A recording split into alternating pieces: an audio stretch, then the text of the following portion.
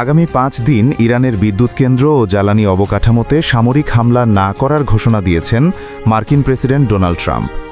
নিজ সামাজিক যোগাযোগ মাধ্যম ট্রুথ সোশ্যালে এ ঘোষণা দেন তিনি। ইরানের এসব অবকাঠামোতে হামলার বিষয়ে নিজের আলটিমেটাম শেষ হওয়ার মাত্র কয়েক ঘণ্টা আগে এমন ঘোষণা ট্রাম্পের। ফ্লোরিডার একটি বিমানবন্দরে ট্রাম্প সাংবাদিকদের বলেন, গত 2 দিনে যুক্তরাষ্ট্র ও ইরানের মধ্যে জোরালো আলোচনা হয়েছে এবং দুই পক্ষ প্রধান প্রধান বিষয়ে একমত হতে পেরেছে। ইরান চুক্তি করতে খুব আগ্রহী। তার দাবি, ওই চুক্তি হলে যুক্তরাষ্ট্র ও ইরান যৌথভাবে হরমুজ প্রণালী নিয়ন্ত্রণ করবে।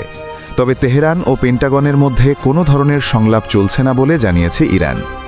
দেশটির পররাষ্ট্র মন্ত্রণালয়ের বিবৃতির বরাতে ইরানের অর্ধসামরিক সংবাদ সংস্থা মেহন নিউজ বলছে, ট্রাম্পের সাম্প্রতিক মন্তব্যের মূল উদ্দেশ্য বিশ্ববাজারে জ্বালানির দাম কমানো এবং তার সামরিক পরিকল্পনা বাস্তবায়নে সময় ক্ষেপণের কৌশল।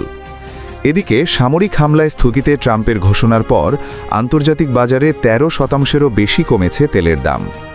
অপরিশোধিত জ্বালানি তেলের দাম ব্যারেল প্রতি প্রায় $17 কমে নেমেছে $96।